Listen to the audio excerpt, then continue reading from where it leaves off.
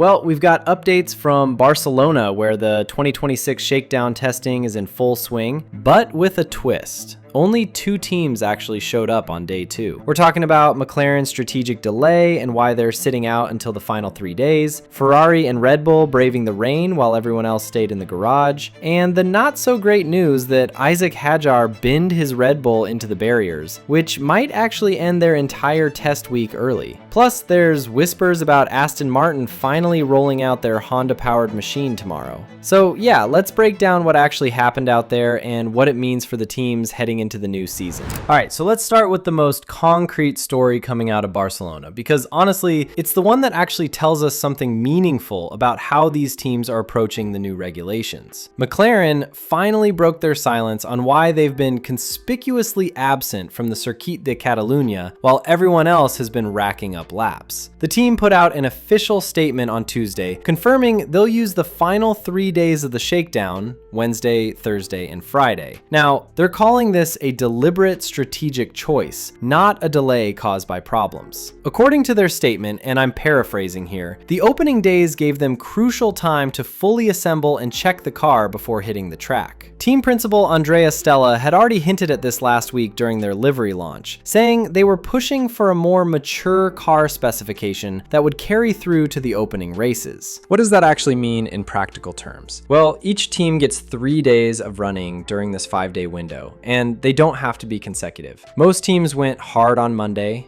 Mercedes and Haas both did 154 laps each, which is serious mileage. But McLaren's approach suggests they've been using the time differently. While Ferrari, Red Bull, and the others were debugging systems and sorting out initial teething problems on track, McLaren was doing that work in the garage. It's essentially a question of when you want to deal with the inevitable issues that come with a completely new car under completely new regulations. The 2026 rules are radical enough that this isn't a crazy strategy. We're talking about cars that are 30 kilograms lighter, shorter wheelbases, active aerodynamics, and power units with a 50-50 split between combustion and electric power. That's a lot of new variables to integrate, and if McLaren feels they can compress their learning curve into 3 focused days rather than spreading it across 5 with interruptions, that's their call. The weather played into their hands too. Tuesday was a washout. Rain hit mid-morning and stuck around all afternoon. Only Red Bull and Ferrari bothered running in those conditions, and even then the lap times were meaningless. So McLaren essentially lost nothing by sitting out a day where track conditions were compromised anyway. Whether this confidence pays off or bites them when the season starts, we'll find out soon enough. But for now, it's a calculated gamble based on their development timeline, not a red flag. Turning our attention to what actually happened on track during day 2, this is where things get interesting from a pure running perspective. Only 2 teams braved the Circuit de Catalunya on Tuesday, Ferrari and Red Bull, and the conditions made it a tale of 2 halves.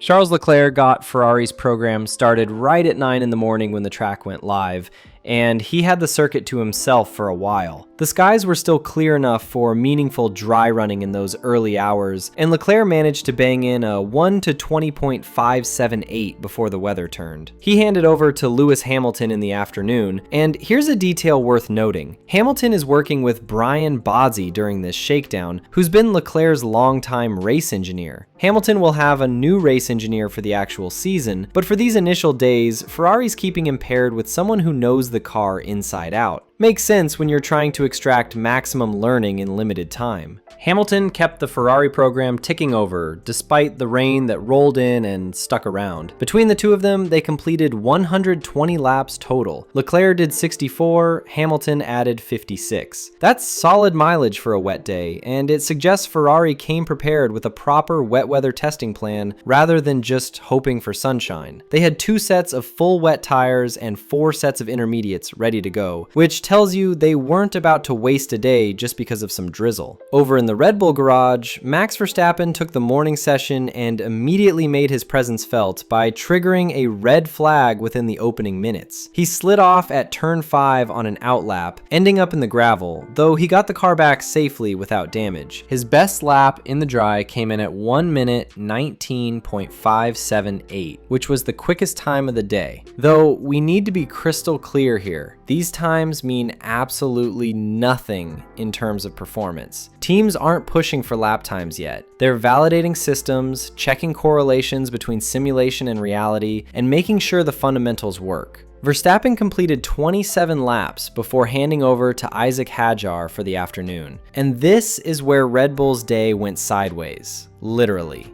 Hadjar was running in the wet conditions during the final hour of track time when he lost it at turn 14, the fast right-hander leading onto the main straight. He hit the barrier hard enough to cause substantial rear damage, ripping the rear wing clean off the RB22. Video footage captured from a nearby hill showed marshals recovering the car, and while Red Bull confirmed Hadjar was uninjured, the damage assessment is apparently serious enough that there's now genuine concern about whether they can run again this week. According to reports from We Are the Race, spares are limited because this is a brand new car under brand new regulations, and the damage was extensive enough that repairs might not be feasible in time. That's a tough break for Red Bull after what had been a productive Monday where they completed significant mileage. Hadjar had shown promise across his day and a half of running, but one mistake in tricky conditions might have ended their entire shakedown program early. So where does this leave us after day 2? Well, we've got a grid that's clearly taking different approaches to the same challenge. McLaren's banking on a compressed but focused testing window with what they claim is a more developed package. Ferrari's shown they're willing to run in any conditions and extract maximum learning time, which, given their recent form, makes sense. Red Bull's situation is trickier. They had a strong start, but Hadjar's crash might cut their program short, and that's lost data they can't get back before Melbourne. The reality is, with these radical 2026 regulations, every lap counts for correlation work, and we're seeing teams prioritize differently based on their development philosophies. Whether McLaren's strategy proves smarter than Red Bull's early aggression, or Ferrari's all-weather approach, we won't know until lights out in Australia. If you're finding this breakdown useful, hit subscribe so you don't miss the updates as testing continues. And drop your thoughts in the comments. Are you buying McLaren's confidence, or do you think they're playing catch up? Let's talk about it.